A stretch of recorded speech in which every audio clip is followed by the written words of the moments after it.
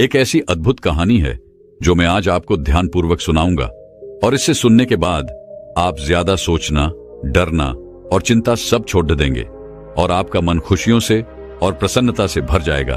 तो चलिए आज की कहानी की शुरुआत करते हैं। दोस्तों, एक समय की बात है, किसी नगरी में एक युवक रहा करता था। वो युवक अत्यंत दुखी था, वो बहुत निराश था। उसे ये समझ नहीं आ रहा था कि आखिर इस दुनिया में हर व्यक्ति अपने मतलब के लिए ही क्यों जीता है। उसे हर जगह हर कोई केवल स्वार्थी नजर आता था। वह हमेशा यही सोचा करता कि उससे कोई प्यार नहीं करता, उसकी कोई परवाह नहीं करता। सब उससे मतलब के लिए अपने संबंध रखते हैं। मतलब खत्म हो जाते ही सब उसे अपने आप से दूर कर देते हैं। दोस्तों, हमारे जीवन में भी कुछ ऐसा ही होता है। हम भी हमेशा किसी न किसी का साथ ढूंढते ही रहते हैं, और जब हमें किसी का साथ नहीं मिल पाता तो हम अपने आप को अकेला महसूस करते हैं, कमजोर महसूस करते हैं। हमें लगता है कि इस दुनिया में हमारे जैसे कोई है ही नहीं। हमें कोई प्यार नहीं करता, हमारी कोई परवाह नहीं करता। लेकिन हम यह भूल जाते हैं कि अंत में तो हर किसी को अकेले ही जाना है। वह व्यक्ति अपने इस अकेलेपन से बहुत परेशान हो चुका था, जिस कारण एक दिन उसने अपना घर छोड़ दिया और एक रास्ते पर निकल पड़ा। उसके मन में कई सारे विचार थे। उन विचारों में मग्न होकर वह उस रास्ते पर आगे की ओर बढ़ता ही जा रहा था। तभी उसे रास्ते में एक आश्रम दिखाई पड़ा। वह उस आश्रम की ओर आगे बढ़ा। तभी उसने देखा कि एक गुरु अपने शिष्यों को ध्यान करना सिखा रहे हैं, और उन्हीं शिष्यों में से एक शिष्य ने अपने गुरु से कहा, है गुरु, आखिर यह ध्यान क्या है और इस ध्यान को करने से हमें क्या लाभ? तभी वह गुरु अपने उस शिष्य के इस सवाल का जवाब देते हुए कहते हैं, पुत्र, ध्यान ही सच है और ध्यान हमें अकेला कर देता है। हम जितने ज्यादा अकेले होते जाते हैं उतना ही हम ध्यान में उतरते चले जाते हैं, और यही अकेलापन तुम्हें सत्य के मार्ग पर ले जाता है, तुम्हें सत्य की प्राप्ति करवाता है। वह युवक आश्रम के बाहर खड़े होकर यह सब कुछ देख रहा था, सुन रहा था। जैसे ही उसने उन गुरुवर के मुख से यह सारी बातें सुनी, वह दौड़ा दौड़ा उन गुरुवर के पास आया और कहने लगा, है गुरुवर, यदि ध्यान हमें अकेला कर देता है तो इसका मतलब यह हुआ कि मैं इन सब चीजों में श्रेष्ठ हूं। आप तो ध्यान का सहारा लेकर अकेले होते हैं, लेकिन मैं तो ऐसे ही अकेला हूं। मेरा ऐसा कोई नहीं है जिसे मैं अपना कह सकूं, जो मेरी परवाह करता हो, जो मेरा ख्याल रखता हो, और मैं अपनी राह पर अकेला ही चलता चला जा रहा हूं। उस व्यक्ति की ये सारी बातें सुनकर उन गुरुवर ने उस व्यक्ति को ध्यानपूर्वक देखा और उसके बाद उससे कहते हैं, भंते, अगर तुम अकेले हो तो तुम्हारे पीछे तुम्हारा पूरा परिवार, तुम्हारे मित्र, तुम्हारे शत्रु, तुम्हारे सगे संबंधी, इन सब को लेकर तुम कहां जा रहे हो? उन गुरुवर के मुख से यह बात सुनकर वह व्यक्ति चौंक उठा और उसने तुरंत ही पीछे मुड़कर देखा तो वहां पर कोई नहीं था। तभी वह उन गुरुवर से कहता है गुरुवर, कौन है मेरे पीछे? कोई तो नहीं, न मेरे परिवार वाले, न मेरे मित्र, न मेरे शत्रु, और न ही मेरे सगी संबंधी। मैं तो सबको पीछे छोड़ आया हूं, क्योंकि कोई मुझे नहीं पूछता, कोई मेरी परवाह नहीं करता, कोई मेरा ख्याल तक नहीं रखता, यहां तक कि मेरी कोई आवाज तक नहीं सुनना चाहता। लेकिन जब किसी के ऊपर कोई समस्या आती है तो वह मुझे अवश्य याद करता है, पर बाकी समय पर वह मुझे पूछते तक नहीं। उन्हें यह तक खबर नहीं होती कि मैं किस हाल में हूं, मैं जिंदा भी हूं या नहीं। उन सबको इन सब चीजों से कोई फर्क नहीं पड़ता। उन गुरुवर ने उस व्यक्ति की यह सारी बातें ध्यानपूर्वक सुनी और उसके बाद उस युवक से कहते हैं, भंते, तुम सही कह रहे हो, लेकिन जब तक तुम इन सभी को छोड़कर नहीं आते तब तक तुम भला अकेले कैसे हो सकते हो? वह व्यक्ति एक बार फिर से आश्चर्यचकित होकर पीछे मुड़कर देखता है और फिर उन गुरुवर से कहता है गुरुवर, यहां पर तो कोई नहीं है, मैं अकेला ही यहां पर आया हूं। लग रहा है कि आप मेरा मजाक उड़ा रहे हैं। मेरे पीछे कोई नहीं है, आप खुद देख सकते हैं, तो फिर आप ऐसा क्यों कह रहे हैं कि जाओ और इन्हें छोड़कर आओ? जब मेरे साथ कोई है ही नहीं तो मैं भला उन्हें कहां छोड़ूं, कैसे छोड़ूं? उस युवक की ये सारी बातें सुनकर वह गुरुवर मुस्कुराने लगे और उस युवक से कहते हैं, भंते, आखिर तुम मुझसे क्या चाहते हो? इस पर वह युवक उन गुरुवर से कहता है गुरुवर, मैं आपका शिष्य बनना चाहता हूं, मुझे कोई साथी चाहिए, मुझे अपना शिष्य बना लीजिए, मैं जीवन भर आपका आभारी रहूंगा। उस युवक की यह बातें सुनकर उन गुरुवर ने कहा, भंते, तुम चाहो तो यहां पर 1 महीने रह सकते हो। उसके बाद ही मैं यह निर्णय कर पाऊंगा कि क्या मुझे तुम्हें अपना शिष्य बनाना चाहिए या फिर नहीं। लेकिन तुम्हें मेरी एक बात माननी होगी। तुम्हें इन 30 दिनों के अंदर ध्यान का अभ्यास करना होगा। अगर तुम ये कर सकते हो तो तुम यहां पर अगले 1 महीने के लिए रुक सकते हो, अन्यथा तुम्हारे लिए यहां पर कोई जगह नहीं। उस व्यक्ति ने काफी सोच विचार कर उन गुरुवर से कहा, है गुरुवर, आप जैसा कहेंगे मैं वैसा ही करूंगा। आप चाहते हैं कि मैं इन 30 दिनों में ध्यान का अभ्यास करूं, तो मैं यह करने के लिए तैयार हूं। उस व्यक्ति ने उन गुरुवर की बात मान ली और आश्रम में ही रुक गया। अगले दिन सुबह सुबह वह गुरुवर उस व्यक्ति के पास आए और उस व्यक्ति से कहने लगे, भंते, तुम किससे बात कर रहे हो? तुम्हारा ध्यान कहां है? इस पर वह व्यक्ति जवाब देते हुए कहता है गुरुवर, मेरे साथ तो कोई नहीं है, मैं भला किससे बात करूंगा, मैं तो अकेला हूं। तभी वह गुरुवर उस व्यक्ति से कहते हैं, ठीक है, लेकिन अब ध्यान लगाओ, क्योंकि तुमने मुझे वचन दिया था कि इन 30 दिनों में तुम ध्यान का अभ्यास करोगे। उन गुरुवर के कहने पर वो व्यक्ति ध्यान करने बैठ जाता है। लेकिन पहले दिन उसे ध्यान करने में बहुत तकलीफें आती हैं, बहुत सारी परेशानियों का सामना करना पड़ता है। यहां तक कि वो ढंग से लगातार बैठ भी नहीं पा रहा था। उसके पैर मानो सुन्न से हो जाते और उसका पैर मानो काम करना ही बंद कर देता। ये सारी बातें वह गुरुवर देख रहे थे। तभी उन गुरुवर ने उस व्यक्ति से कहा, बनते, तुम जितना देर चाहो उतना देर बैठ सकते हो। ये ऐसा कोई जरूरी नहीं है कि तुम एकाएक लगातार बैठे ही रहो। यदि तुम्हें थोड़ी तकलीफ है तो तुम उठ सकते हो, टहल सकते हो और फिर आकर बैठ सकते हो। इतना कहकर वह गुरुवर वहां से चले गए। अगले दिन सुबह सुबह फिर वह उस व्यक्ति के पास आए और उस व्यक्ति से कहने लगे, भंते कौन है? किससे बातें कर रहे हो? कोई आया है क्या? उन गुरुवर की इस बात का जवाब देते हुए वह व्यक्ति उन गुरुवर से कहता है गुरुवर, यहां पर तो कोई नहीं है, आप खुद देख लीजिए, मैं भला किससे बातें करूंगा। तभी वह गुरुवर एक बार फिर उस व्यक्ति से कहते हैं, चलो ध्यान का अभ्यास करो। तभी वह व्यक्ति उन गुरुवर से कहता है गुरुवर, क्या केवल आंखें बंद करके बैठ जाना, इसे ही ध्यान कहते हैं? अगर इसे ही ध्यान कहते हैं तो यह तो बड़ा ही आसान है और इसे तो कोई भी कर सकता है। केवल आंखें बंद करके बैठना ही तो है। इसका जवाब देते हुए वह गुरुवर उस व्यक्ति से कहते हैं, भंते, केवल आंखें बंद करके बैठ जाना इसे ध्यान नहीं कहते। ध्यान करने के लिए तुम्हें अपने मन को एकाग्र करना होगा। अपने मन को किसी एक चीज पर लगाना होगा। वह कोई भी चीज हो सकती है, बाहर की कोई आवाज या तुम्हारे भीतर से आने वाली ये सांसें, इन सांसों के अंदर और बाहर होने की आवाज। तुम ऐसी किसी भी चीज पर ध्यान लगा सकते हो जो लगातार वर्तमान समय में घट रही है, ताकि तुम्हारा पूरा ध्यान उस चीज पर एकाग्र हो और तुम्हारा ध्यान कहीं भी भटके नहीं, जिस कारण तुम उस पर ध्यान लगा पाओगे। और एक बात और याद रखना, जब तुम उस चीज पर ध्यान लगाओगे तो तुम्हारा ध्यान हटना नहीं चाहिए। इतना कहकर वह गुरुवर वहां से चले गए।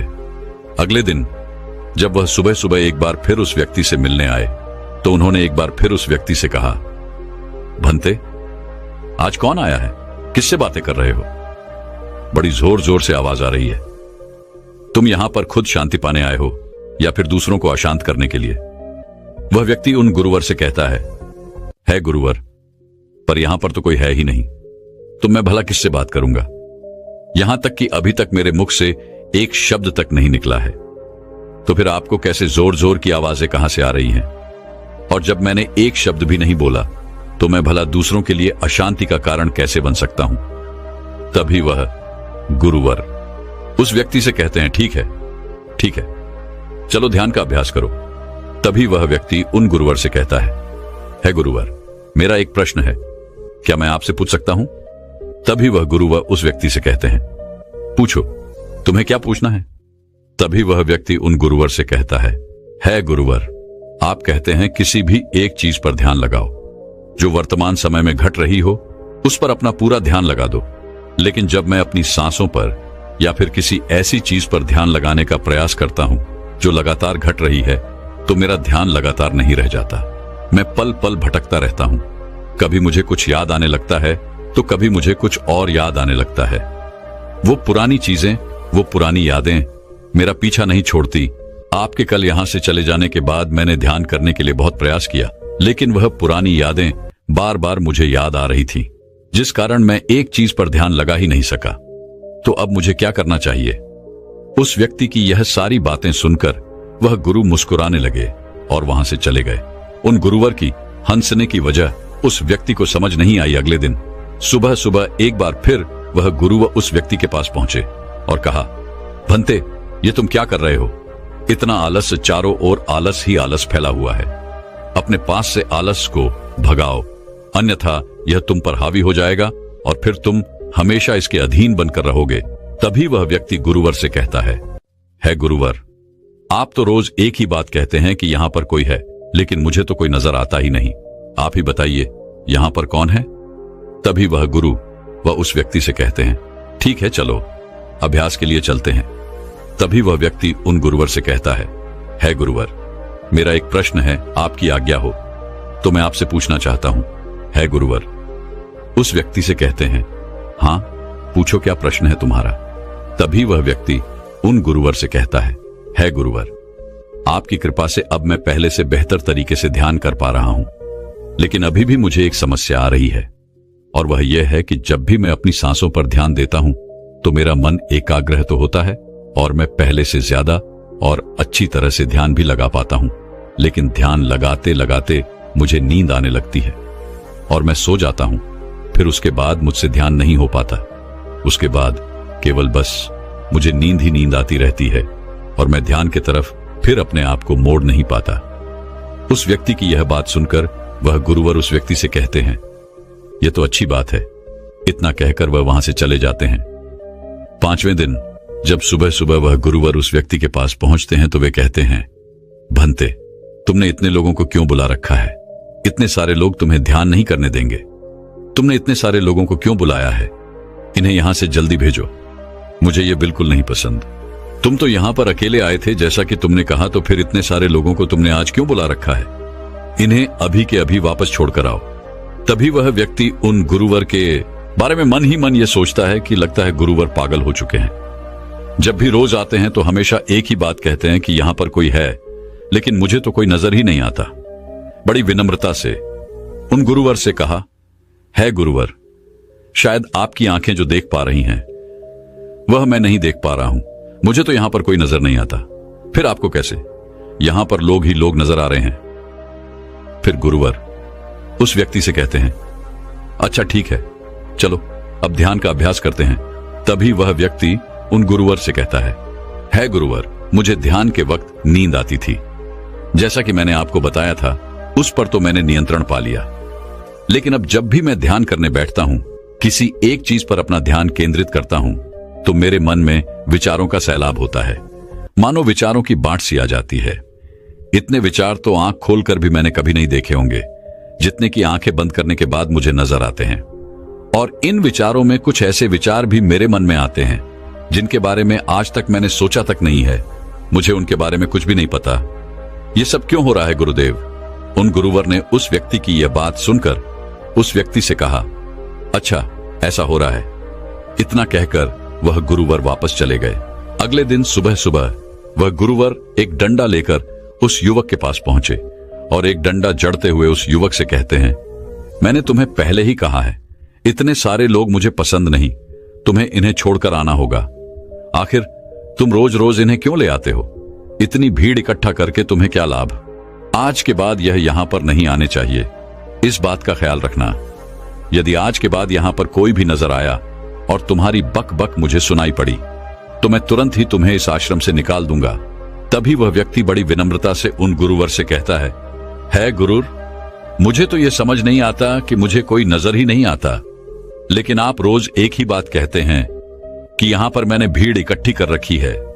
जिन लोगों को भी मैंने लाया है उन्हें मुझे छोड़कर आना होगा, लेकिन मैं आपसे हर रोज एक ही बात कहता हूं कि मुझे कोई नहीं नजर आता, ना ही मुझे कोई यहां पर दिखाई पड़ता है और ना ही मैं अपने मुख से एक शब्द भी निकालता हूं, लेकिन फिर भी आप कहते हैं कि आपको लोगों की आवाजें सुनाई पड़ रही हैं। तभी वह गुरुवर है उस व्यक्ति की इस बात का जवाब देते हुए कहते हैं, क्या तुम्हारे मित्र, तुम्हारे परिवार वाले, तुम्हारे सगे संबंधी, तुम्हारे शत्रु, तुम्हारी इच्छाएं, तुम्हारी वासनाएं, ये सब क्या तुमसे मिलने नहीं आते? वह व्यक्ति उन गुरुवर से कहता है, नहीं गुरुदेव, मुझसे कोई मिलने नहीं आता। मैं तो यहां पर अकेला ही आया था और अभी भी मैं अकेला ही हूं, मेरा कोई नहीं। तभी वह गुरु व क्रोधित होकर उस झंडे से उस व्यक्ति पर एक और प्रहार करते हैं और कहते हैं, अभी बैठो, अभी ध्यान लगाओ, और यदि तुम्हारे ध्यान में कोई भी आता है तो मुझे बताओ। वह व्यक्ति उन गुरुवर की बात मान लेता है और तुरंत ही ध्यान करने बैठ जाता है। कुछ देर तक तो वह काफी शांत रहता है, लेकिन कुछ देर बाद ही वह उन गुरुवर से कहता है गुरुदेव, मेरा भाई मुझसे मिलने आया है, साथ में मेरे पिताजी भी हैं। दोनों बहुत दुखी हैं क्योंकि मैं उन्हें छोड़कर यहां जो चला आया हूं। मेरे भाई की तबीयत भी कुछ ठीक नहीं लग रही। वह मुझे बुला रहे हैं। मेरे बड़े भाई की पत्नी अर्थात मेरे भाभी मेरे बड़े भाई के साथ अच्छा व्यवहार नहीं कर रही, और तो और मेरी प्रेमिका भी आई हुई है। वह मुझसे पूछ रही है कि क्या तुम मुझसे शादी करोगे या फिर मैं किसी और से शादी कर लूं। वह भी बहुत दुखी नजर आ रही है। और इतना ही नहीं, मेरे कुछ मित्र भी पीछे खड़े हैं जिनसे मैंने कुछ कर्जे लिए थे। आज वो मुझसे अपना कर्जा मांगने आए हैं, मुझे धोखेबाज कह रहे हैं, मुझे अपशब्द बोल रहे हैं, और वो साथ में मेरे कुछ शत्रुओं को भी लाए हैं।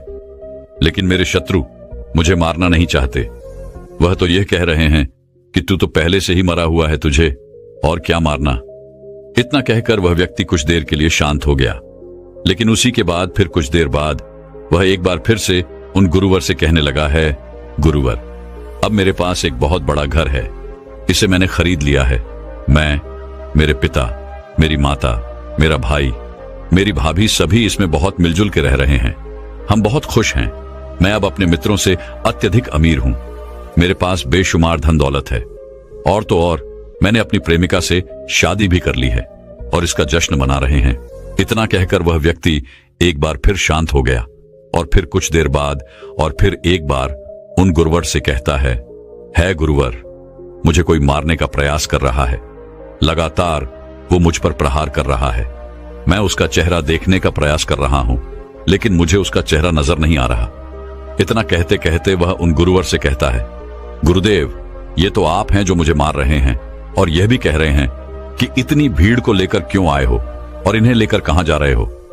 मेरे साथ तुम्हें अकेले ही चलना होगा।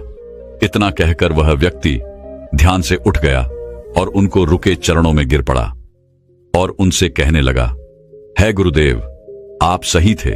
आप जो हमेशा कहते थे कि इस भीड़ को लेकर मैं कहां जा रहा हूं, आप हमेशा यही कहते थे कि इन सबको छोड़कर आओ, लेकिन मुझे कोई नजर नहीं आता था। लेकिन आज मैंने उन सबको देख लिया जिन्हें मैं अपने साथ लेकर आया था, जिन्हें मैं अपने साथ लेकर घूम रहा था। हर कोई मेरे साथ ही है, मेरे पास है। लेकिन मैं ये सोच रहा था कि आखिर मैं इतना बेचैन क्यों हूं और मेरी बेचैनी की वजह क्या है। उस व्यक्ति की यह सारी बातें उन गुरुवर ने ध्यानपूर्वक सुनी और उसके बाद वो वहां से चुपचाप उठकर चले गए। उसके बाद से वो गुरुवर उसके पास कभी नहीं आए। लेकिन वह व्यक्ति हर रोज ध्यान का अभ्यास कर रहा था और पूरे 1 महीने बाद जब वह उन गुरुवर के पास पहुंचा तो उन गुरुवर से कहने लगा है, गुरुवर, जैसा कि आप कहते थे कि मैं हमेशा अपनी भीड़ को अपने साथ लेकर घूमता हूं, तो आज मैंने उस भीड़ को विदा कर दिया है और अब मैं बिल्कुल अकेला हूं। मेरे साथ कोई नहीं, मेरे साथ आप भी नहीं है, यहां तक कि मैं खुद अपने साथ नहीं हूं। मैं एक परम शांति महसूस कर रहा हूं। अब मुझे ऐसा प्रतीत होता है कि अब मेरे जीवन में कोई समस्या नहीं है, कोई समाधान नहीं है। मैं बहुत हल्का महसूस कर रहा हूं, मैं बहुत अच्छा महसूस कर रहा हूं और इस शांति में जो आनंद है इसका क्या कहना। तभी वह गुरुवर उस व्यक्ति से कहते हैं, भंते, अगर तुम चाहो तो इस अकेलेपन को लेकर तुम अपनी दुनिया में वापस जा सकते हो। अव्याधि, तुम उस संसार में वापस भी लौट जाओ। भले ही लोग तुम्हारे आसपास क्यों न रहे, भले ही पूरी भीड़ तुम्हारे साथ क्यों न रहे, लेकिन फिर भी तुम अकेले ही रहोगे। फिर चाहे वह तुम्हारे रिश्तेदार हो, सगे संबंधी हो, परिवार वाले हो, तुम्हारे मित्र, तुम्हारे शत्रु, तुम्हारी भावनाएं या फिर तुम्हारी प्रेमिका, इन सब के साथ रहकर भी तुम पूर्ण रूप से अकेले ही रहोगे। और इतना ही नहीं, तुम्हारे जीवन में जब भी कोई बुरी परिस्थितियां आएंगी तब भी तुम बिल्कुल अकेले और शांत रहोगे और तुम हर परिस्थितियों का समाधान निकालने में भी अब पूरी तरह सक्षम हो चुके हो। और यदि अब तुम चाहो तो मैं तुम्हें अपना शिष्य बना सकता हूं, क्योंकि हो सकता है तुम्हें यह लग रहा हो कि यह 30 दिन तो पूरे खत्म हो चुके, लेकिन ध्यान का मार्ग अभी शुरू हुआ है। और याद रहे कि अभी तो बहुत कुछ सीखना है, जानना है, लेकिन कुछ रखना नहीं है। यह मार्ग अभी शुरू हो रहा है और यह मार्ग अति लंबा है और इस मार्ग की शुरुआत शांति से ही होती है। तभी वह व्यक्ति उन गुरुवर को प्रणाम करता है और उनसे कहता है, हे गुरुवर, मैं अपने घर वापस लौटना चाहता हूं, अपने उस संसार में वापस जाना चाहता हूं ताकि मैं अपनी जिम्मेदारियों को निभा सकूं और साथ ही साथ इस मार्ग पर भी आगे बढ़ सकूं। यदि आपकी आज्ञा हो। इतना कहकर वह व्यक्ति शांत हो गया। तभी वह गुरु मुस्कुराने लगे और उस व्यक्ति से कहते हैं, भंते मन शांत हो तो सब हो सकता है। तुम संसार में रहकर भी अकेले रह सकते हो, लेकिन एक बात याद रखना कि हमें सीखना बहुत कुछ है, जानना बहुत कुछ है, लेकिन रखना कुछ भी नहीं। अब तुम जा सकते हो, तुम्हारा कल्याण हो। तो दर्शकों, चलिए अब ज्यादा सोचने के ऊपर अगली कहानी की शुरुआत करते हैं। संपूर्ण मानव जाति एक दौड़ में लगी हुई है, एक ऐसी दौड़ जो कभी पूरी नहीं होती, जो उसके जन्म के साथ शुरू होती है और मरने तक उसका पीछा नहीं छोड़ती। लेकिन क्या कभी आपने ध्यान दिया है कि यह दौड़ किस चीज की है? जरा ठहरकर खुद से पूछिए कि आप किसके पीछे दौड़ रहे हैं और वास्तव में क्या यह दौड़ कभी पूरी हो सकती है? जिन भौतिक सुख सुविधाओं को इकट्ठे करने में इंसान लगा रहता है, क्या वास्तव में वो भौतिक सुख सुविधाएं उसे शांति या फिर आनंद प्रदान कर सकती है? सिकंदर ने मरने से पहले अपने सभी मंत्रियों को कहा था कि जब मेरी अर्थी उठाई जाए तो मेरा शरीर ढका हुआ नहीं होना चाहिए, मेरी हथेलियां खुली होनी चाहिए, ताकि सारी दुनिया यह देख सके कि जो सिकंदर पूरी दुनिया को जीत सकता था, वो भी अपने साथ कुछ नहीं ले जा सका। उसके हाथ खाली के खाली रह गए। लेकिन जीवन की बागडोर ऐसी होती है कि उसे कभी ठहरने का वक्त ही नहीं मिलता। कभी वह सोच विचार ही नहीं करता कि जीवन का सबसे बड़ा सुख क्या है और इसके विपरीत जीवन का सबसे बड़ा दुख क्या है। सुख सुविधाएं तो बहुत लोग इकट्ठा कर लेते हैं, लेकिन सही मायने में उसका भोग कितने लोग कर पाते हैं? वही भौतिक वस्तुएं जो उसने अपने आनंद, अपनी शांति के लिए संग्रहित की थी, वही सुख सुविधाएं उसके दुख का कारण बन जाती हैं। जब पैसा नहीं कमाया था तो पैसा ना होने का दुख था, और जब पैसा कमा लिया तो वही पैसा उसके बच्चों के लिए या उसके लिए झगड़े का कारण बन जाता है। तो फिर कैसे सुख सुविधाएं, किन चीजों के पीछे आप भाग रहे हो? आज की जो कहानी मैं आप लोगों को सुनाने वाला हूं, उसमें आपको जीवन का सबसे बड़ा दुख और सबसे बड़ा सुख पता चलेगा। इससे पहले कि आप इस कहानी में खो जाएं, इस चैनल को सब्सक्राइब जरूर कर लें। तो चलिए कहानी शुरू करते हैं। अपनी गरीबी के दिन याद करके सेठ दनानंद की आंखों में आंसू आ गए। आज उसने जीवन में सब कुछ हासिल कर लिया था। सारी सुख सुविधाएं उसके पास थी। घर में नौकर चाकर थे, हजारों लोग उसके नीचे काम करते थे, जो उसकी एक आवाज पर उसके पास खड़े होते थे। लेकिन फिर भी आज सब कुछ हासिल कर लेने के बाद भी वो दुनिया में अपने आप को सबसे गरीब आदमी समझ रहा था। आखिरकार अपनी गरीबी के दिन याद करके उसकी आंखों में आंसू आ गए। उसके पास कुछ नहीं था, लेकिन तब भी वो प्रसन्न रहता था। लेकिन आज सब कुछ होने के बाद भी वो प्रसन्न नहीं था और दुनिया में वही